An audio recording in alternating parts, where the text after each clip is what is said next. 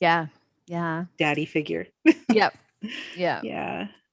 So we are live. Welcome to this new book news reading, celebrating writers whose books were published during the pandemic lockdown. My name is Karen Schubert, and I'm the director of Lit Youngstown, a literary arts nonprofit in Northeast Ohio.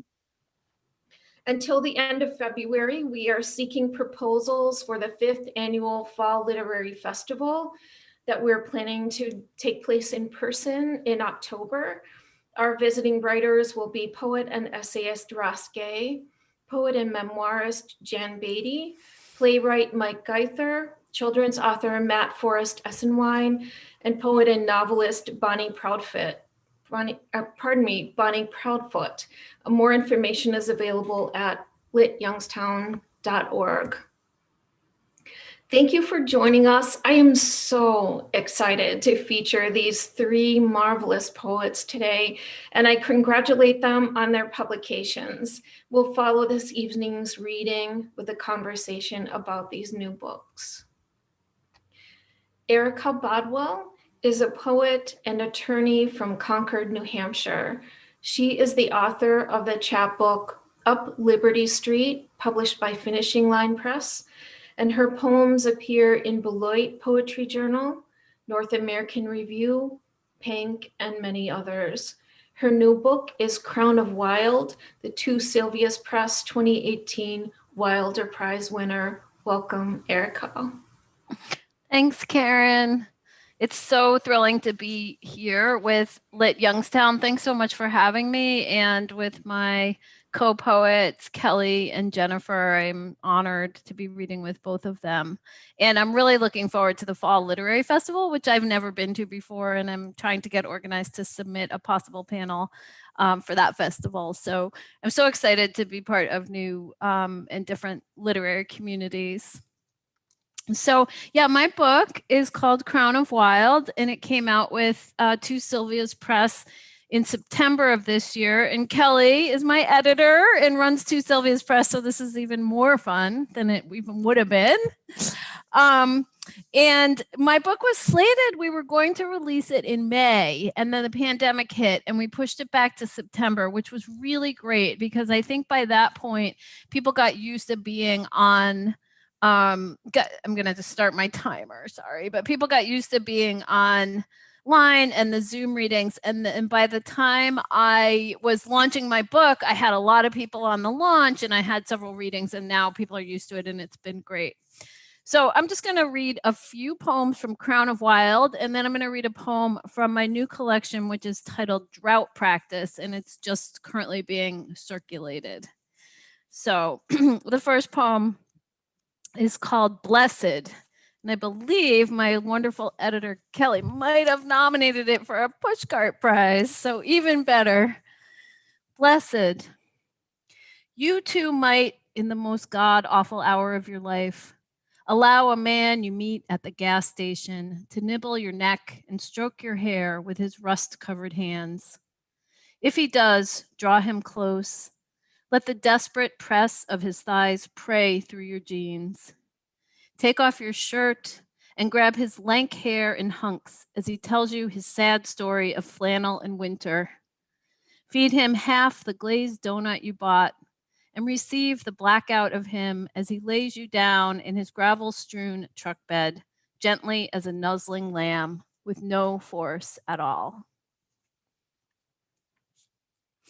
The next poem is also from Crown of Wild and is called I Cut My Long Hair. I cut my long hair, cut summer wild away. Tangled within, I found remnants of burned out stars, lone starling, and some leftover mosquitoes. I cut my long hair. It was time to put away wildish things. No longer could I pile heaps of hair on top of my head. Crown of wild, crown of feral. I stopped washing myself clean in streams. Blueberries shriveled on the bush, soap and razors, steel and plastic. I gathered tresses, nest of Milky Way and glitter, grouse feather, small cairn. I swept the nest from the house. I abandoned my wild. I locked the door. So the next poem, one of the things that, I mean, Two Sylvias was my dream press when I was sending out Crown of Wild. I had done workshops with Two Sylvias. I had the Poet of Day book, Poem a Day, prompts from Kelli. I had gotten feedback from Kelli and Annette, and it was an absolute dream press. And I had actually submitted Crown of Wild and gotten rejected the year before, and then picked up the next year. And one of the things about Two Sylvias was the kind of collaboration around what the book looked like. And I was allowed to have really several pages of notes, which are really important to me in my books, are notes. So this next poem is called Things Said to a Teenage Girl at the Dojo. And the note that goes along with this poem is that over the course of 2 decades, at least 368 gymnasts have alleged they were sexually assaulted or exploited by adults working in the sport. So that was the note that goes along with this poem. Things said to a teenage girl at the dojo. Always use your opponent's weight against him. You look fat. We're going to call you Fat Chance. Let him fall into you, then step aside. I can give you a ride home. Here's how to fall. Word around the club is you're a virgin. Just let yourself crumple. Wash your feet. You're disgusting. You're definitely Olympics material if you drop 2 weight classes. Hop up into my arms. You can work out with the adults if you like. Use your forearms to smack the mat. I'll hold you upside down from the knees. 50 sit-ups now. We're having a party. You're the only junior invited. You mean to tell me you can't double jump? Just inhale and resist the urge to cough. Barbara is such a bitch. Never get married. Do you want to hear a joke? Did Tommy put those bruises on your thigh? How do you make a hormone? Take your hands off that apple. Don't pay her. Barbara's going to visit her sister in Puerto Rico. I'll teach you arm bars, but don't tell anyone. It's illegal. You need to put in some extra training time. How the hell did you gain 8 pounds in 5 days? Here, pull these Sudafed capsules apart and chew them. I made you. I can unmake you.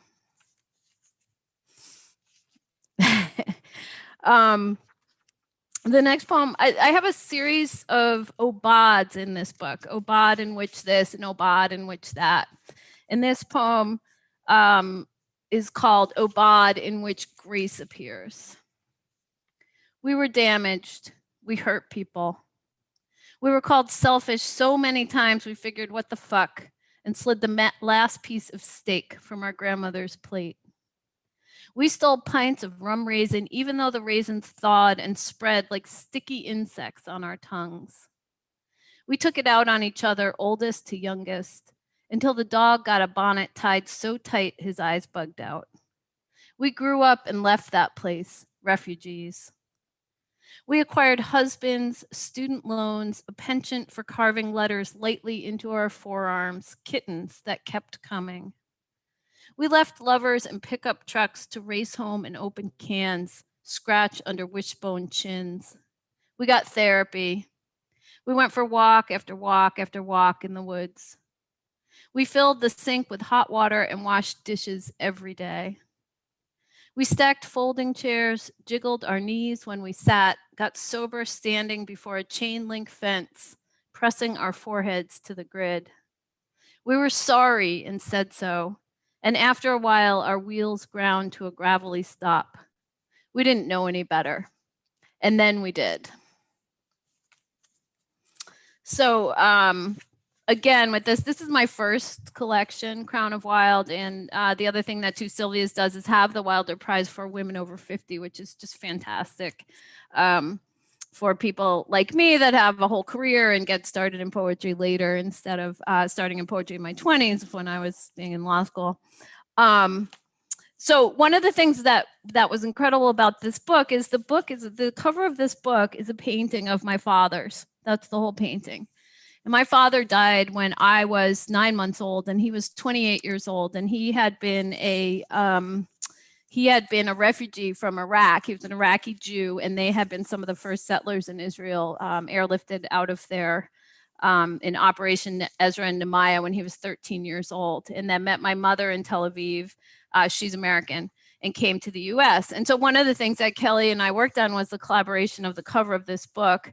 And I am also a visual artist, and Two Sylvias also allowed for there to be a couple paintings of mine in the book. So it's just like the book functions as, for me, a work of art as well as a book of poems. So this poem my father is in this poem.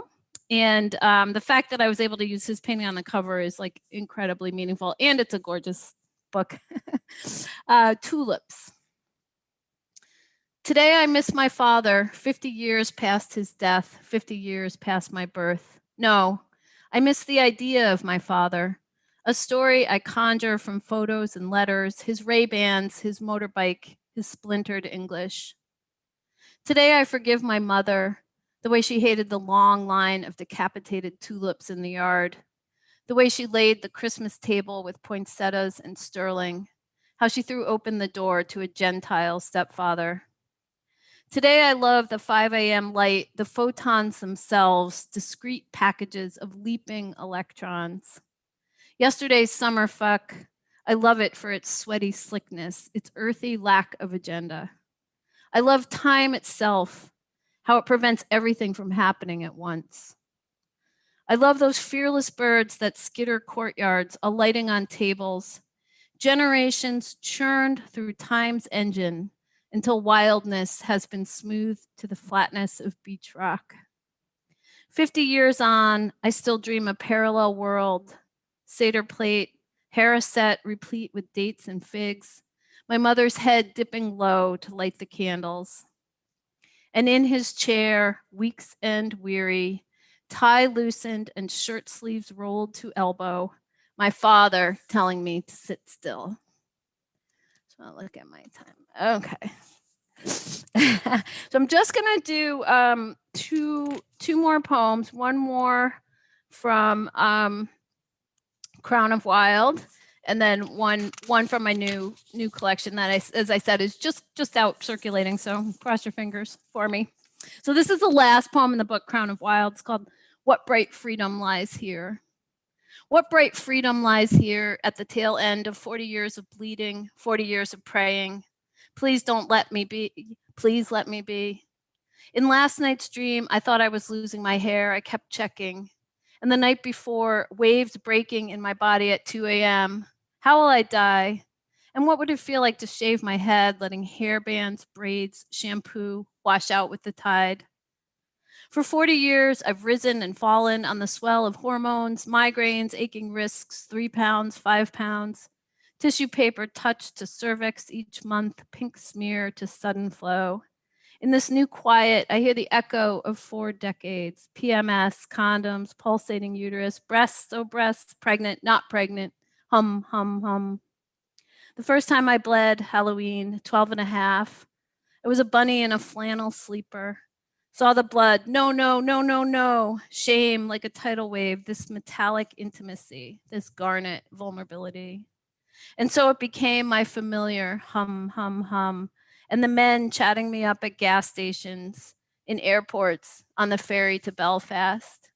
What bright freedom lies here? The storm has stopped raging, the wind has died down, the moon illuminates white sand. Detritus rests quietly, driftwood, hollow shell of horseshoe crab. No longer a child, no longer in captivity. Today, I'll walk straight into the wind. So, yep, I think I have another minute, Karen. This is great, and I'm so happy to be reading with everyone here. It's wonderful. So this last poem is called Drought Practice, which is the working name of my new collection. Drought Practice. What is my faith? Where do I find it? In my hips, in this twist, in forward folds, straddle pose, swan pose. Today's practice is steeped in June's drought, my worries compounding with each desiccated day. My book says yin juices joints, nourishes psoas, brings fluidity to fascia. My book says the spine undulates in waves, says everything spirals, shells, horns, pine cones. I lie in saddle pose, sacrum protesting. I feel my knees bathed in synovial fluid. I'm learning and unlearning the tides of my body. I practice letting my bones carry my weight. Yesterday at the lake, my muscles surrendered. I swam laps, gentle breaststroke, silent backstroke, following each dip of the sun behind the hemlocks. The subtle body is fluid, is energy, is there like a palimpsest if I pay attention. I feel a great unfurling. I lie in Shavasana, listen to the sky outside release its condensed bounty. Thank you is my prayer as mist through the screen dampens my face. Thank you. Thank you so much, Erica. Jennifer Jean is the author of The Fool and poems and co-translations in Poetry, Waxwing, Rattle, The Common, and Crab Creek. She's a translations editor at Talking Writing, a consulting editor at Kenyon Review, and an organizer for the Her Story Is collective. Her new book is Object Lesson, published by Lily Poetry Review Books. Welcome, Jennifer.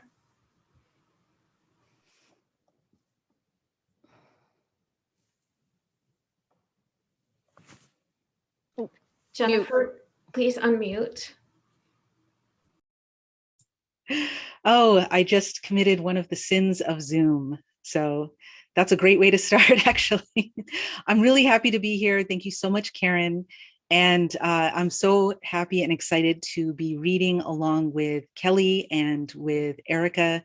I admire them so much as poets and as women and as literary citizens. And I just want to say a final thanks to all of you that are here listening. A lot of the stuff that all three of us are talking about, it can be kind of difficult, the things that our poems are about. I know my poems in this book, Object Lesson, they are quite difficult in terms of the topic. They're about human trafficking, about sex trafficking more specifically, and about objectification, all of which occur in America. And yeah, it isn't easy to listen to that. And I just want to acknowledge all of you out there. And as I said, thank you. Yeah, this book was a big journey to put together. I conducted interviews, in-person interviews. I taught at safe houses for sex trafficking survivors and wrote about that. You'll find those poems in the book.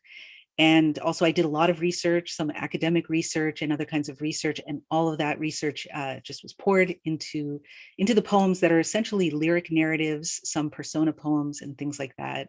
It was just all new kind of thing for me. I really felt like I wrote differently. So I'm excited to share these poems with you all today. But before I read, I want to mention that Lily Books published a companion to Object Lesson. It's called Object Lesson, A Guide to Writing Poetry, which is a guide, as you can imagine, but it's also a guide specifically aimed at trauma survivors. So to help trauma groups and trauma affinity groups to utilize writing as a way of healing, as a part of their healing practice. And Lily Books and myself were offering this book free in PDF format to trauma organizations. So you can reach out to me through my Patreon page, Jennifer Jean Writer, or you can email me at jenniferjeanwriter@gmail.com to obtain that free copy, okay?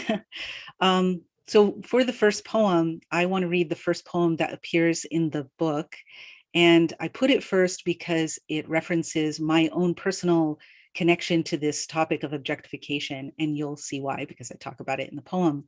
It starts off with an epigraph, which I'll read to all of you.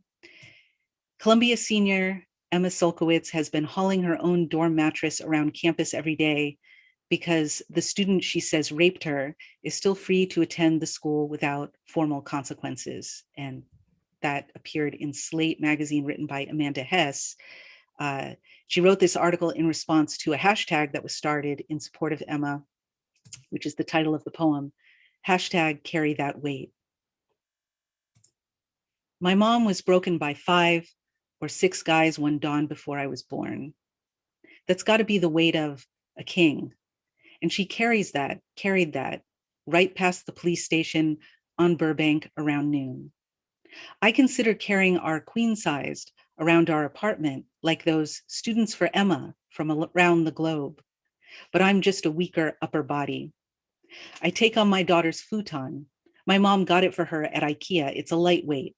And the idea is to lug it for about an hour at home, right as I go, some kind of science, some kind of art, in order to relate.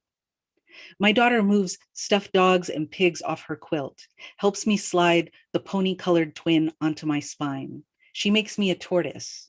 She takes pictures. Smile, smile, smile. I don't think I can bear it a minute. It's hers, my daughter's, my mother's, all the grand hers. And I won't where I teach. So I'd mulled hauling it to the university. But taking on a big thing like that, sweating, bending under that, you know what lives under a bed. All the weight of my frame thumps the ground in the kitchen as I dump the thing hard. My daughter rolls on it, giggles. My pen's gone, and my mom was broken by 5 or 6 guys one dawn before I was born. Okay. So I mentioned earlier that I taught at a safe house, and just those experiences were really intense, and I received permission from all the women to write about some of those experiences. So I want to share one of those poems with you, and it's aptly titled, When I Taught Poetry at the Safe House. A kitten was lifted by the scruff by one of the safe women. She stroked, and it whirred. And we read Bitch by Caroline Kaiser. And later I thought about how that stroking woman once stirred from an occupational blackout and found a poem in her scrawl.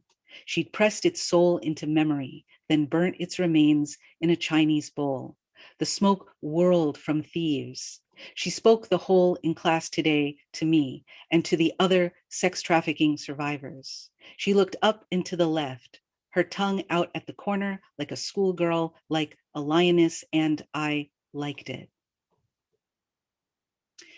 So one of the women that I interviewed her several times. I think it was around 3 times. Her name is Jasmine Grace Marino. She's a survivor advocate, which is to say that she left what she calls the life, and she goes to, I don't know, schools, high schools, colleges, everywhere to talk about how this is a problem in America and how to solve this problem. She has great ideas. You should look her up. She actually she wrote an introduction to my book. And in it, at the end, what I thought was interesting is she said that she's glad that I wrote the book because I am not a human trafficking survivor myself. And she's hoping that people read the book and then open their minds and hearts to connecting directly to the stories of survivors like her. So that's my hope too. So I wrote this next poem as an epistolary from Jasmine, her present healed self, to her past self. And it's called Dear Jazz. When you're just a little chick at the bar, and this regular dude from Roxbury jerks a jeweled hand out his pocket to flash his thick wad, don't think you can play him. He knows you. And later, when you're down your first day hooking, down 14 hours in a windowless salon in Connecticut, when you're in his jag to Cambridge, holding a new limp wad in your hand, see how small it is. Remember, this isn't your money. Think about how money burns. And when he parks and gets out and you get out and you two meet near the trunk of the jag in the dark of the morning, he'll hold open his jeweled hand and ask, is this going to be a problem? Tell him, hell yeah, and walk away. But when you beat your truth bloody, when you pass the cash and tell him, no, it won't, try to mean, no, it won't, because what I did for 1 or 1,000 days cannot ruin me, and mean it, then walk away. But don't go to Revere. He knows where you live. And when you don't walk away, don't break your rules back in that hole in Connecticut. When you do break those rules, like when you let that bald dude choke you, understand there's no one home to lock up. You're not there anymore to say no to this shit or that piss. Your soul is gone and safe and sleeping, and you will surely die if it's really you shutting the door to the moldy blue room no girl wants in that salon in Connecticut. When it's shut, it's shutting you in with the father of a daughter, with some mother's son. Let yourself think that. Think, this guy has kids. Even as you swallow upchuck acid, swallow their wad. This thought keeps them human. And if they're human like you, then you might forgive them someday. And later, when you're out of the life and your soul returns, let it hurt to be home. Don't use. When you stop using, know it's a sign that you've never heard of the word sober. And later, when you've got your own place and a kid and a job that needs a pantsuit, and you're thinking about forgiveness a little, and you're in that Saugus church basement with these women warriors and some weak coffee, you're with Barb, who brings Christmas baskets to strippers on Route 1, and you lift your mug for a sip and hear this clear lyric, this swing low, sweet chariot. Don't ignore it. Some long gone former slaves are singing about the brightest day.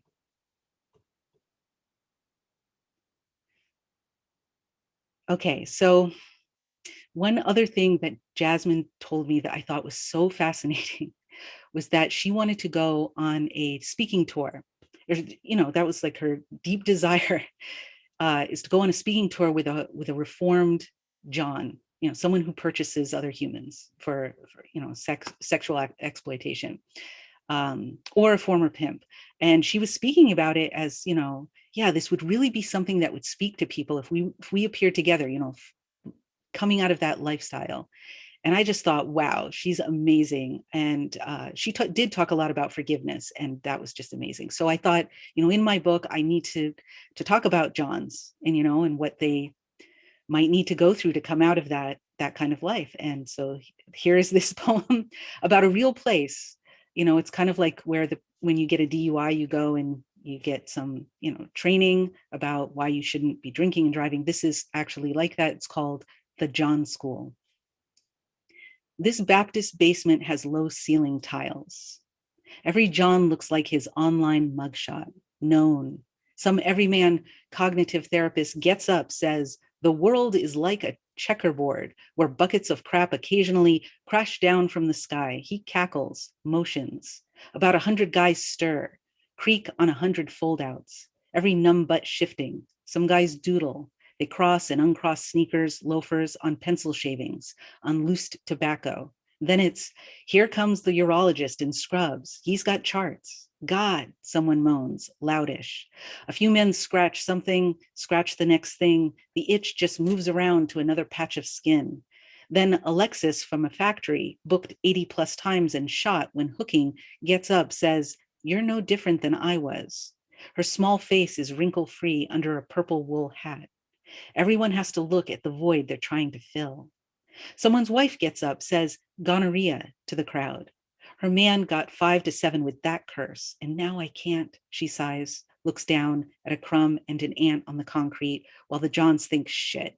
Or she knows, or just finish. A few guys don't blush, a few do.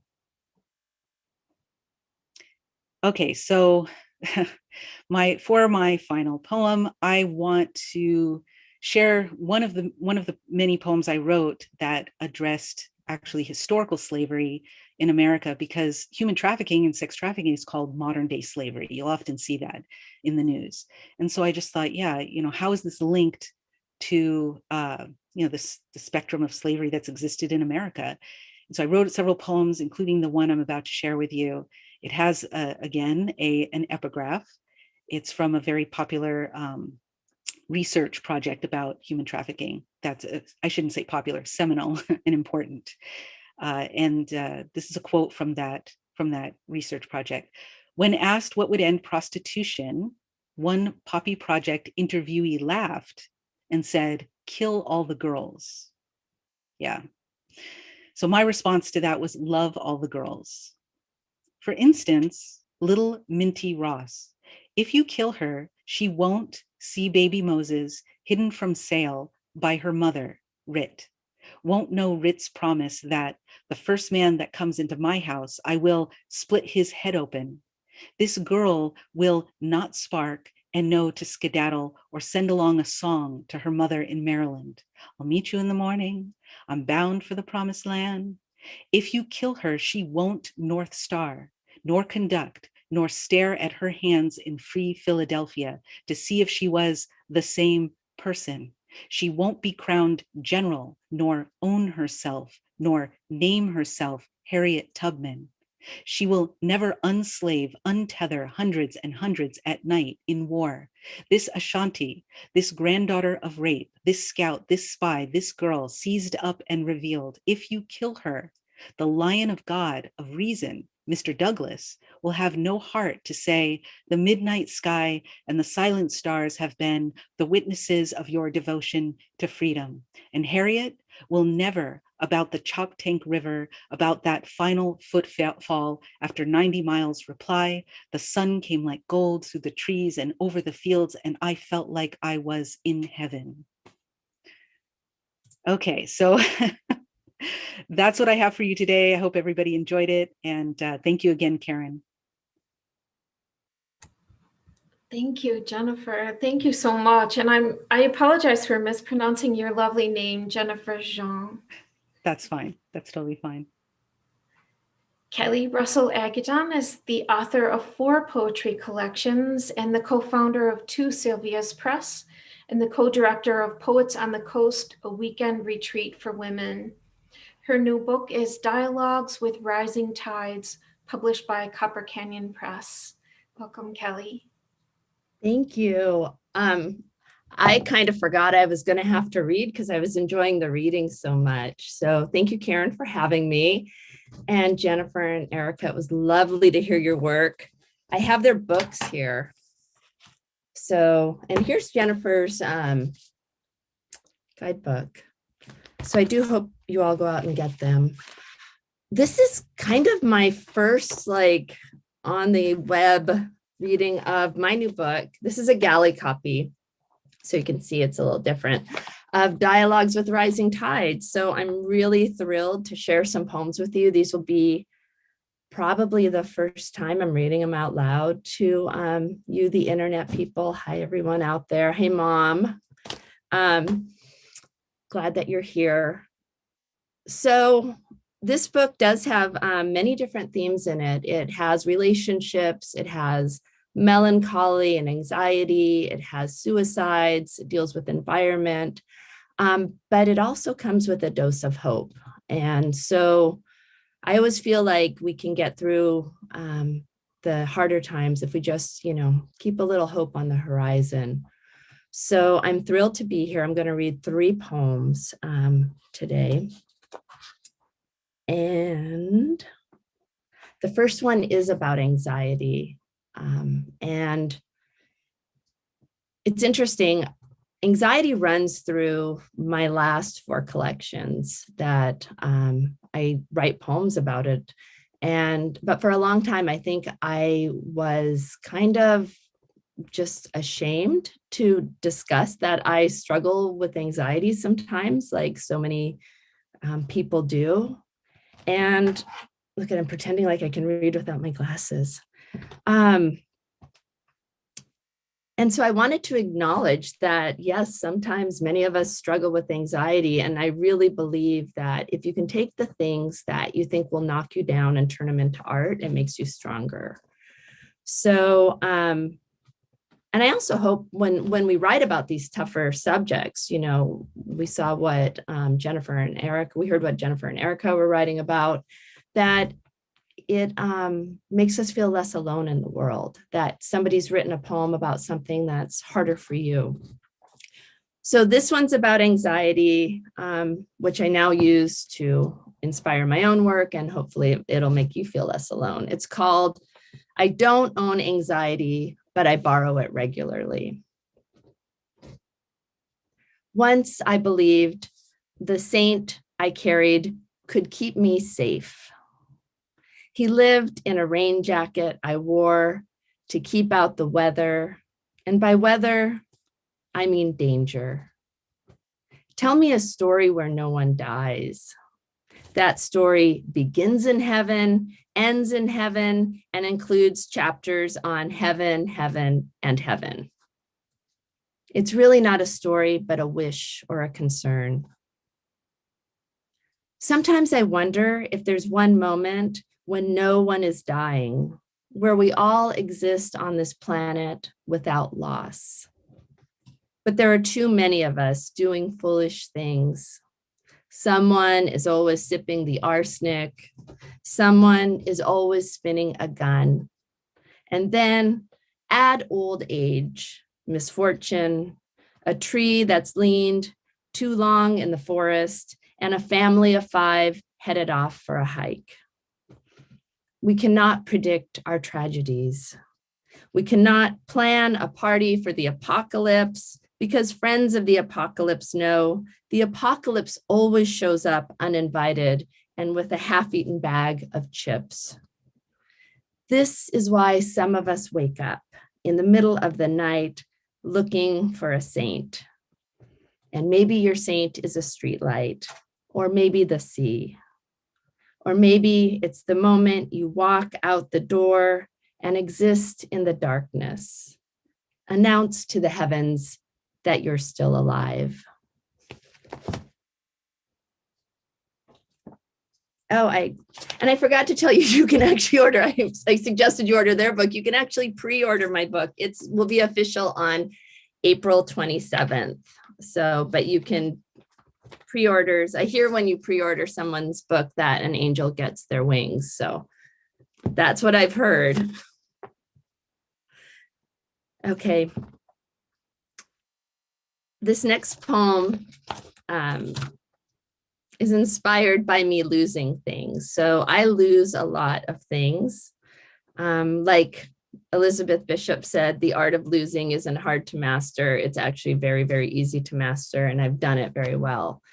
So in this poem involves a vacation, a loss, not a death, but a loss of 2 items, and maybe a little hopefulness at the end.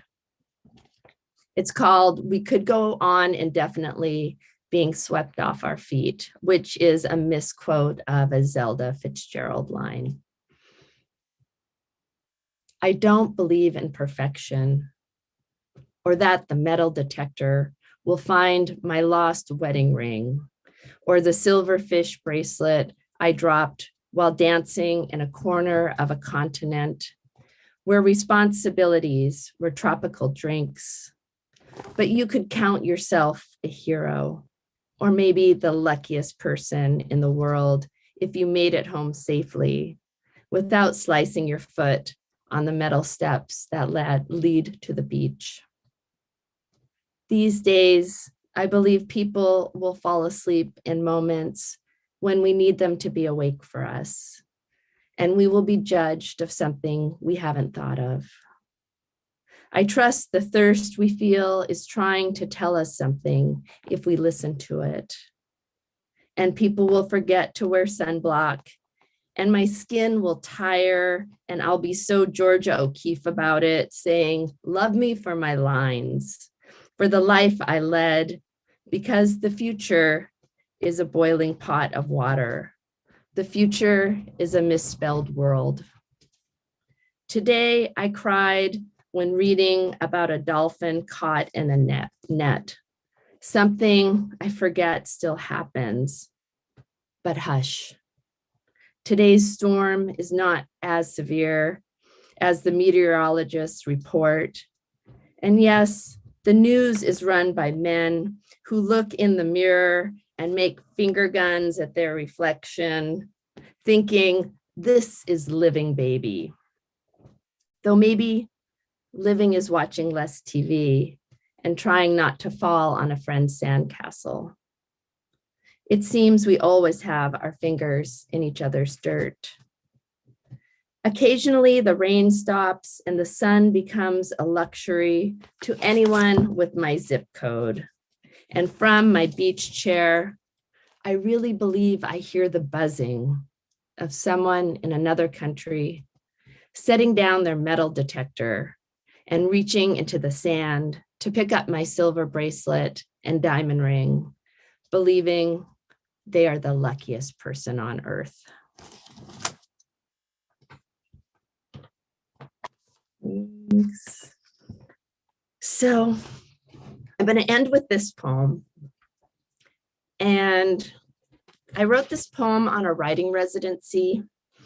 And I remember waking up and just like writing this poem and thinking, that's the best poem you've ever written. And then I sent it out and it was never accepted.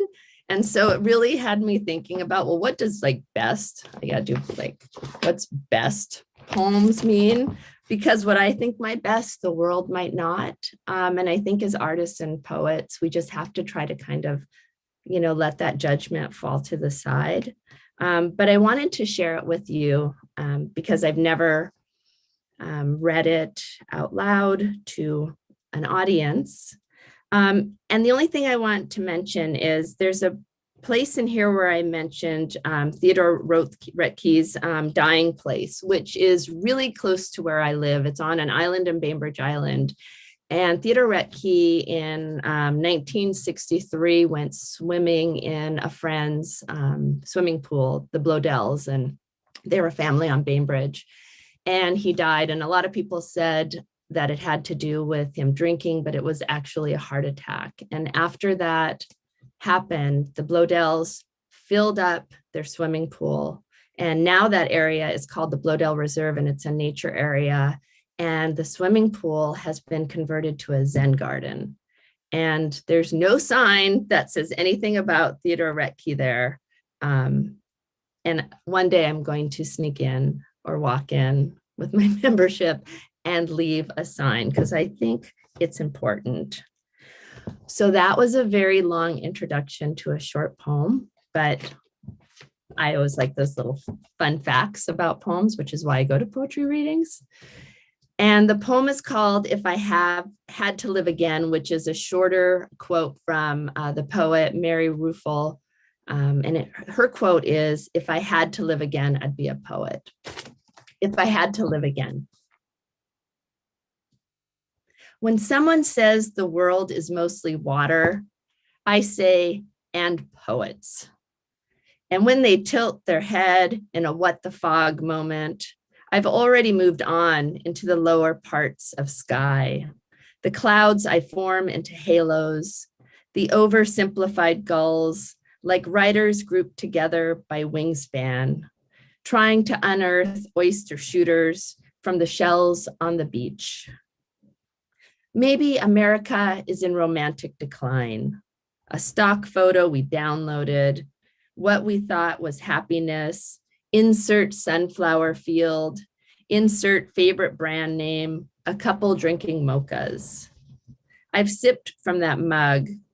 Sometimes I've tasted the burn, sometimes the lukewarm.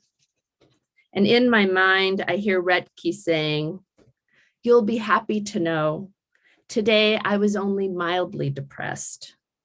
And a second nuclear submarine passed by his dying place, but also porpoises and gray whales. Did you know people held parties on the back of sea monsters in the 1700s? Those old maps make me wonder if we could redraw ourselves, who might put a beret on a tombstone or our favorite ocean mammal? Who might grab onto the low-hanging letters like the G's of a jungle gym? Like children grasping for the next ring, we keep holding on. Thank you.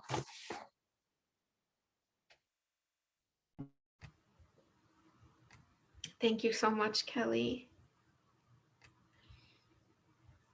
What an amazing reading. So I'm really looking forward to this conversation. Erica, will you please get us started? Yeah, sure. So yeah, great reading from both of you. This is such a treat. So Kelly, as my editor, my question for you, I think this is Dialogues with Rising Tides your fifth book or your fourth book? It's my fourth book, but I did have a chapbook. Okay. So my question to you is, over the course of 5 books, 4.5 books, whatever, how have your concerns evolved and have they evolved? And now you're with this Copper Canyon, which is a major press. And so also kind of how have your concerns evolved, and then kind of what do you think got you to Copper Canyon? Those are my questions. Well, I think my concerns are always the same, which is I always want a book just to be well received. Like sending your kids to preschool, you're like, please let them be loved. Please don't let anyone make fun of them or hurt them or harm them. I think that's always been what I hope for. I think I was concerned a lot more. I don't know, as a first book, it's still nerve-wracking, whenever even like this is book 4, it's still like, here's this book going out in the world. So I think that's really my only concerns. But you asked about Copper Canyon. My book was chosen from the slush pile out of 800 manuscripts. And an intern named Britt, I was told, advocated for it and kept going to the editors. I really like this book. I think you should read it. So, I mean, it reminds you that now she isn't there anymore, so that there's new editors, so that there's always new people reading your book. So when you're submitting them, keep submitting them. Yeah, and you have that incredible article you wrote about how men submit versus how women submit that we should get out to this community, because submit like a man. Submit like a man. Yeah, just keep going. Yeah, a friend of mine said it really well, I thought, was make them, you don't not choose yourself, make somebody else not choose you. Mm-hmm. Mm-hmm. Okay, I want to sort of follow that also, that question that Erica asked Kelli, because I just reread your book because I got to have early access, which was awesome. But I noticed that the trajectory of the book, that it took the reader on a journey, like you eased us in. Actually, the poems in the beginning were quite intense, but still they weren't about intense topically, I felt. And then you started to get us into this intense topic of a lot about suicide and death and suicide in your family and things like that. And then towards the end of the book, I felt like almost like a roller coaster, like we're spinning around and we're going up, and then you eased us out, like you said, that you ended in hope. So I'm wondering if that formation of the book was like, if you're surprised hearing what I'm saying, or if it was on purpose. I know you just gave a talk about putting a book together. So yeah, I wanted to hear a little bit about the putting it together. Yeah, well, I appreciate you. That's exactly, I tend to do it in my books, is to have like an emotional arc, is that I really want to take the reader for a journey. I mean, you can pick up a book and just, read it, but if you start from beginning to end, I really wanted the reader to be taken. So I really appreciate that you saw that. So that is a good sign. And the last section of this book is called Relief. So the section titles are named after light vessels or light ships. And the last one is Relief, because I really wanted just, the reader to leave with a sense of hope. And the last word in the book is light. So that's so awesome. Thank you for noticing. Yeah, sure.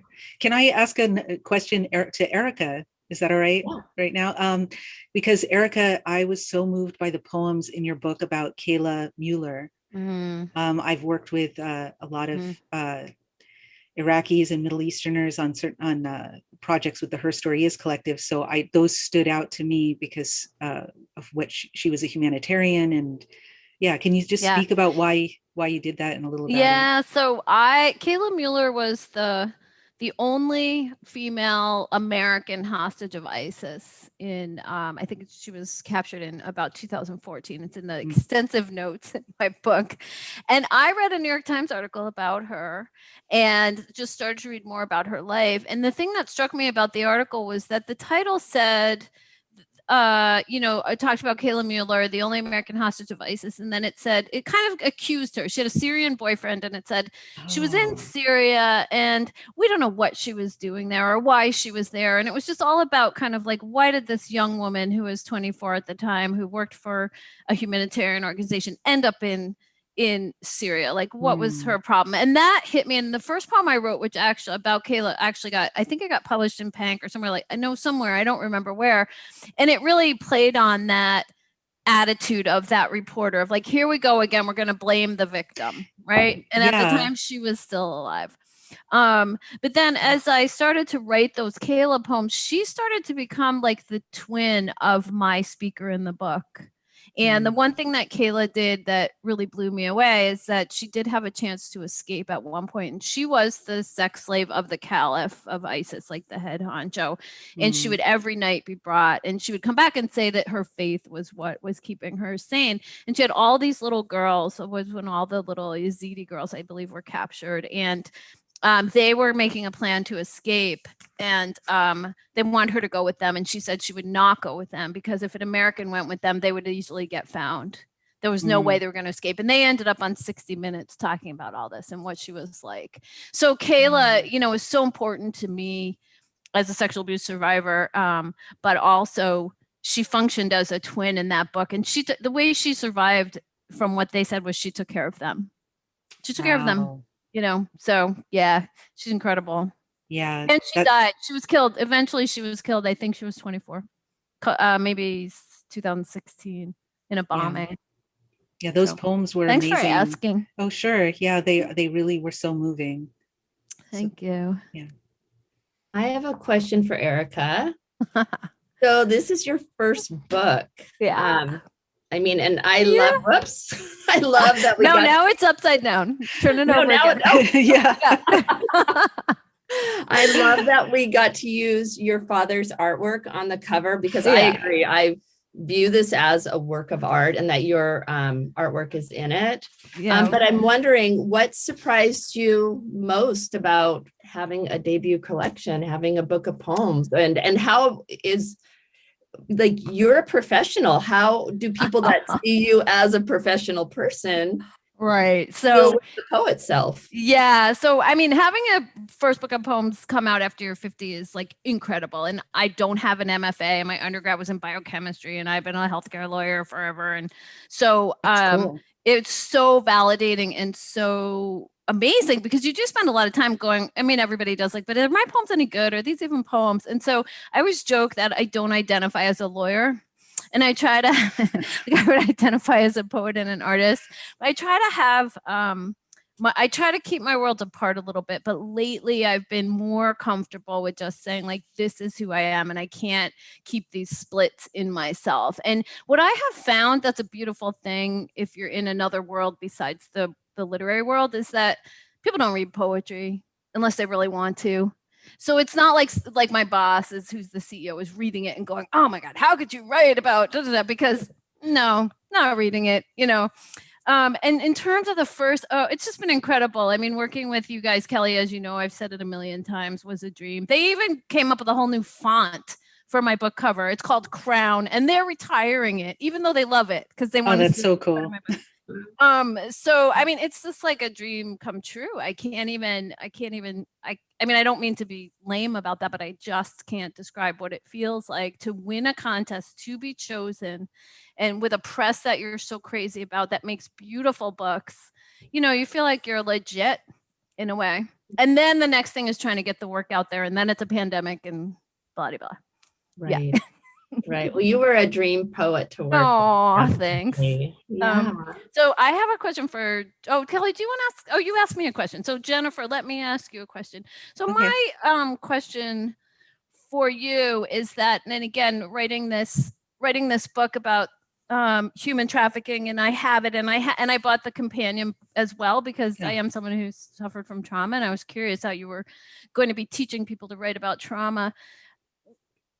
How did you, I mean, one of the things I've been struggling with in the world, right, like we all have, is the darkness, and not letting the darkness overtake us, especially for me with climate collapse. Everyone has their thing.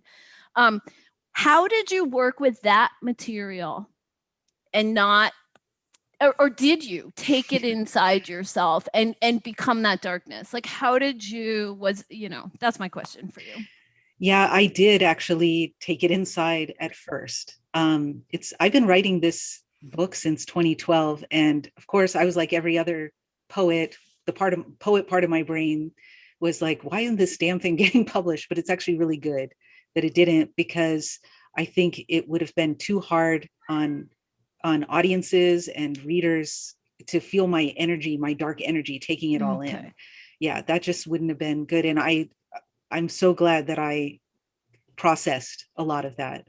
I really feel like I have processed it. And, but yeah, I remember taking it on, especially when I was volunteering, teaching the poetry workshops at the Safe House, and then some other places that were trauma affinity groups besides the Safe House. That was really tough. It really was. And so, I did the things that people do. I, went to a therapist. I think I was already just regular therapy, just healing for my life, my own traumas and stuff. Yoga, qigong. I actually do a lot of stuff to bring light into my life. I read sacred texts. I pray. I really try to take care of myself so that I don't take that on too much, because I want the work to be received. And I know that because I had so many experiences where it wasn't received, even on the level of when I started sending the book out, it was a finalist several times and a semifinalist several times. But I wondered if, like, now I'm getting a little woo-woo here, but energetically, the press couldn't take it on. That's what I wondered. Like, they just couldn't, because I wasn't there. And then when I got to a place where I was there, which took a long time, Lily Books picked it up, and the editor there is their new press. The editor is Eileen Cleary, and she's just a brave person. She and I have some things in common. She's also, she went through the foster care system like I did. So we had a lot of connection there.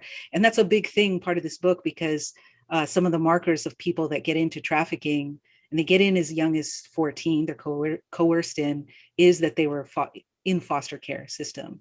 And, and some other kinds of factors going on that she and I shared. So it was like, it worked out. So all of those poets out there, if you're waiting anxiously, it'll happen at the right time. I know you probably hate hearing that. I hated hearing it, but it's true. Yeah. Jennifer, I agree with you on that. Something you said about the whole woo-woo is, I really believe, like, sometimes there's just energy around us. Because when my book got accepted, within like weeks, my partner fell down a flight of stairs and had a career-ending disability. My mom the next day broke her leg. My Nana was put into hospice, and my book was accepted. And all that happened at once. And what I always thought was, like, energy doesn't know if it's good or bad. It's just energy. So that sometimes there's just energy around us. And so when the time is right, or if you're finding a lot of terrible things are happening to you, maybe that's also a good time to submit your work as well. In a way. Yeah, you got energy. That makes sense to me. That works. Do we have time for one more question? Yes. Because I have one more for Jennifer. I was wondering if there was just any behind the scenes or something about this book that you haven't shared and would like to. Yeah. I thought a lot about whether to put myself in the poems. I have several poems where, I mean, the one that I read about the safe house, I use the first person, and I have other poems where I show myself interacting with the people I'm interviewing or at the safe house. And that was a big deal to try to think about that. And also because I was thinking about, I'm telling these people I'm telling other people's stories, which are very harrowing. And I have some trauma history, but not that particular one. So I had to wrestle with that quite a bit. That's not a very specific story, but I went through a lot thinking about that. And I just created a system to make it work for me. I actually even ended up writing an essay. It's in Solstice magazine. For all of you out there, you can look it up. It shows like my checks and balances. But really the interviews, the one-on-one interviews that I had, I didn't just interview people who considered themselves sex trafficking survivors. I also interviewed this one woman who considered herself an escort, and she just had left the escorting life. And she had a very interesting perspective too. And we had a great connection. And I think I like the poem that came out of that, so that's just something. I think it's important to like talk to people one-on-one. If you're doing you're doing a book about something, a project book, it's good to just connect to the people directly, and then lead the readers, which is what I try to do, lead readers to those people. So it's not, all on me and my veil, through which people are looking at their stories, but lead readers to those important stories. I don't know if that answers the question. No, it does. And I think that's like useful to people, whatever we're working on in our manuscripts or our poems, especially manuscripts, is like you ask yourself, what am I leaving out? What if I did this? I always think that's good. And I like that you had kind of that checks and balances, because, when you're writing about things like that, it's good that, you're asking yourself questions. Am I doing this the best way possible? Yeah. So that's a good answer. So thank you. Sure. Can we, one more question? Ooh. we were given two questions. I guess for both, I want to say for both of you, you guys both not only write poetry, but you are true citizens of the poetry world. Jennifer, I'm so thrilled. You're the new director of 24 Pearl Street, which is the Fine Arts Work Center's online program. Is really the class I took to get started writing again about 7 years ago when I hadn't written in about 20 years. And then Kelli runs Two Sylvias Press and Poets on the Coast. And so I would just ask each of you, what does it feel like? What is it like to be in both sides of the world, to be the poet and to be the administrator and the doing the work on both sides? Because that's something I feel like I missed out on in my corporate law life. Yeah. Oh, Kelli, you can go first. Okay. It feels good because especially just starting Two Sylvias Press and really not knowing what was going to happen. We accidentally started the press. We had wanted to do an ebook anthology of women's poetry, and there wasn't anything. So we put it together, and then we didn't have a press that could do ebooks. So we did it ourselves. So that just being able to get, other poets' voices out there is really, really fulfilling. And with Poets on the Coast, it's we've had poets that started with us and then they get books published. So it's satisfying to see people walk the path, because every journey in poetry is different. So I'd just say highly fulfilling. I just feel like you exemplify, and I just want to say this, Kelli, you exemplify the opposite of a sum zero model. You are not worried about the competition. And if you're not going to get ahead because someone else is getting ahead, all you do is promote other people. And I mean, I think talk about energy, really. So I just wanted to say that. But Jennifer, what? Thank you. I was just going to say, well, poetry it's like what they say, drag isn't a competitive sport or a physical sport, I think is what they say, but poetry isn't either. Right. I mean, honestly, it's art. Right. Yeah, I agree with that.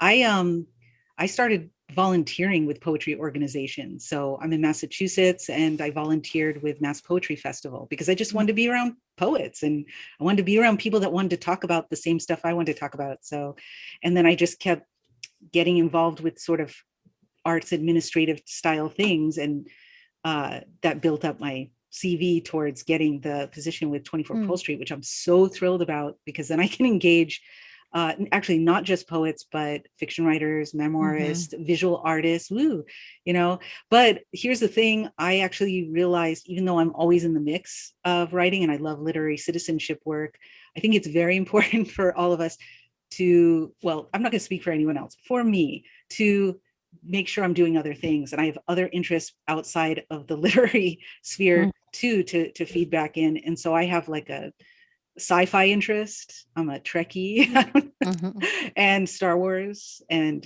dumb stuff like that. I am not good at any sports, but I try to do yoga, as I said, and Qigong, and which is the Chinese energy stuff. I don't know. That doesn't sound like I'm too far away from poetry world, but I try.